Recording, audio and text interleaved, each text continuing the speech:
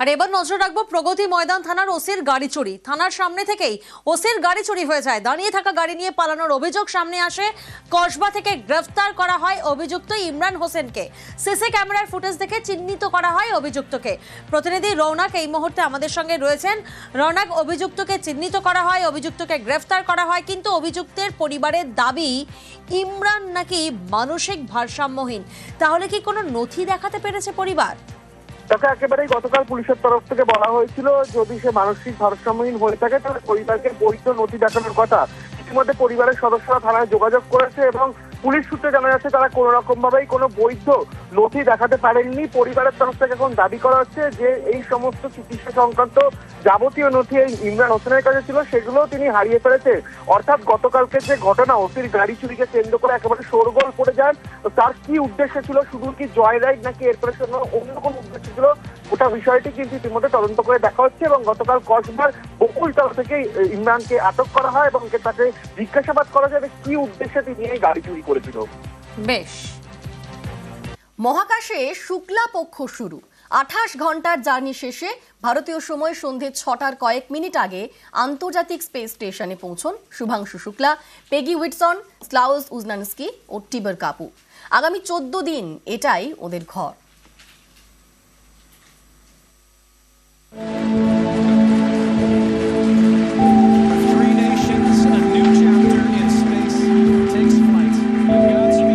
Kennedy space centre থেকে শুভযাত্রার 28 ঘন্টা পার করে আন্তর্জাতিক স্পেস স্টেশনের নাগাল পেয়েছিল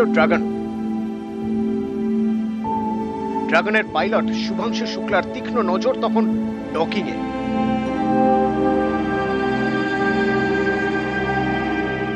এই অভিযানের গুরুত্বপূর্ণ ধাপ এই ডকিং।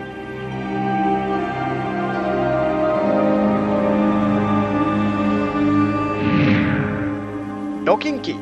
আন্তর্জাতিক স্পেস স্টেশনের সঙ্গে স্পেস শিপের যোগাযোগ স্থাপন।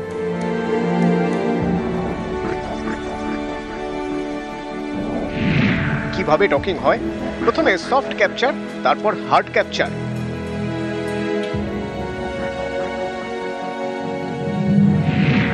সফট ক্যাপচার কি? ক্রু ড্রাগনের ডকিং হ্যাচের চারপাশ থেকে বেরিয়ে আসে গোলাকৃতি সফট ক্যাপচার রিং। আইএসএস এর ডকিং পোর্টে ইন্টারন্যাশনাল ডকিং অ্যাডাপ্টারে জোড়ে রিং।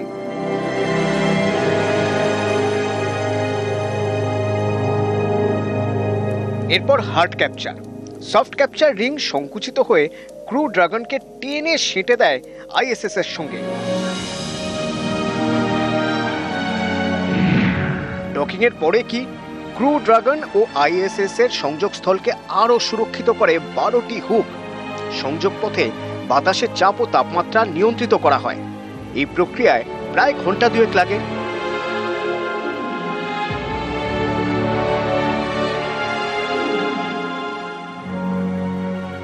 ড্রাগনের পাইলট ছিলেন ভারতীয় বায়ুসেনার গ্রুপ ক্যাপ্টেন শুভাংশু। মহাকাশযানটি চালিয়েছেন তিনি। সঙ্গে ছিলেন নাসার প্রাক্তন নভোশ্চর, অ্যাক্সিয়ম স্পেসের মানব মহাকাশযানের ডিরেক্টর পেগি হুইটসন। পুরো সময় ধরে ডকিং এর প্রক্রিয়ার দিকে নজর রেখেছিলেন তারা। সফল ডকিং এর পর সেই মহেন্দ্রক্ষণ একে একে আন্তর্জাতিক স্পেস স্টেশনে ঢুকলেন ড্রাগনের অভিযাত্রীরা। প্রথম ভারতীয় হিসেবে স্পেস স্টেশনে পা রাখলেন শুভাংশু শুক্লা। অভিনন্দন, শুভেচ্ছা বিনিময়ের সঙ্গে এলো welcome drink.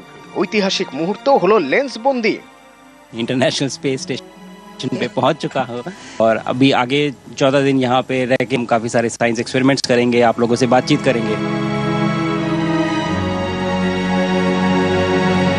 Shubhanshu Shukla, Peggy Whitson, Slawosz Uznanski ও টিবর কাপু, এদের নিয়ে এখন আন্তর্জাতিক স্পেস স্টেশনের বাসিন্দা 11। এখান থেকে রিসার্চ করবেন ওরা। 7টি গুরুত্বপূর্ণ বিষয়ে রিসার্চ করবেন শুভাংশু শুক্লা। তার এই মহাকাশ বাসের অভিজ্ঞতায় গতি পাবে ভারতের মিশন গগনযান। আপাতত 14 দিনের জন্য এটাই ওদের ঘর, যে ঘরের স্মৃতি রয়ে যাবে আজীবন। ফিরে এসে যে ঘরের গল্প বলবেন ওরা। নিউজ 18 বাংলা। মহাকাশে শুভাংশু শুক্লা স্পেসক্রাফট থেকে দেশবাসীকে ফের বার্তা জানালেন নতুন জগতের অভিজ্ঞতা। হাঁটা চলা থেকে খাওয়া দাওয়া সবই নতুন করে শিখতে হচ্ছে, একদম শিশুর মতো। মহাকাশ থেকে জানিয়েছেন শুভাংশু।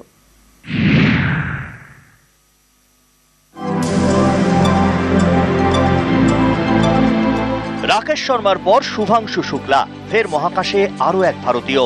মহাকাশের উদ্দেশ্যে নাসার অ্যাক্সিওম মিশন 4 এলন মাস্কের স্পেস এক্স ড্রাগন এয়ারক্রাফটে চড়ে মহাকাশে যান নভশ্চর। পাইলট ভারতীয় শুভাংশু শুক্লা বুধবার ফ্লোরিডার কেনেডি স্পেস সেন্টার থেকে সফল উৎক্ষেপণ, তারপর মহাকাশে এক অন্য জগতে যেখানে ভূপৃষ্ঠের মতো মাধ্যাকর্ষণ শক্তি নেই। Joy that started to float with us just when we injected into orbit. Joy is floating with us all over the capsule. হাঁটা চলা থেকে খাওয়া দাওয়া মহাকাশে সবই অন্যরকম। শিশুর মতো নতুন করে সব শিখছেন শুভাংশু।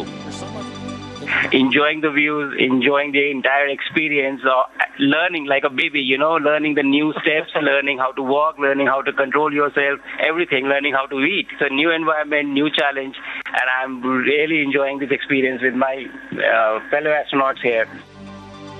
ইসরোর নভশ্চর ভারতীয় বায়ুসেনার গ্রুপ ক্যাপ্টেন অনেক চ্যালেঞ্জ নিয়েছেন। মহাকাশে ভেসে থাকার চ্যালেঞ্জটা অন্যরকম, এ যেন এক অবিশ্বাস্য অনুভূতি। When the ride started, it was something like you getting pushed back into the seat.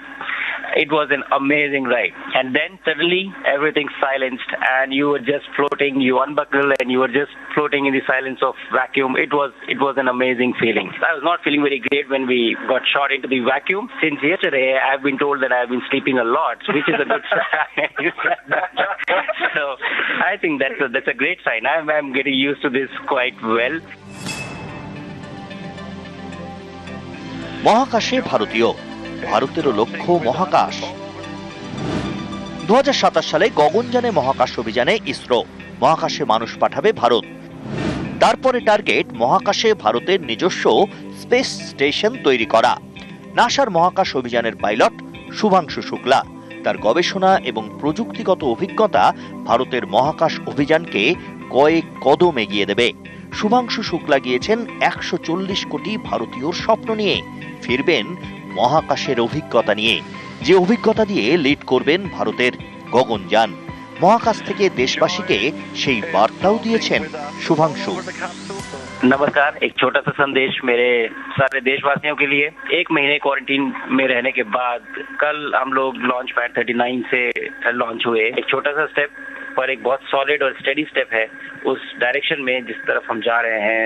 Gaganyaan जैसे मिशन को लेके टेक्निकल अकम्प्लिशमेंट को नहीं दर्शाता है, बल्कि हमारे ये होप्स, ये हमारे एम्बिशंस, ये हमारे एस्पिरेशंस को दर्शाता है कि हम किस तरफ जाना चाहते हैं। मेरा जो मिशन अकम्प्लिशमेंट है, जो टास्क है, वो तो मैं अचीव करूँ ही, बट ज़्यादा से ज़्यादा इस एक्सपीरियंस को मैं किस तरह से अपनी फोटोज और वीडियोज में कैप्चर करूँ ताकि मैं वापस आके आप लोगों के साथ इसे शेयर कर सकूँ।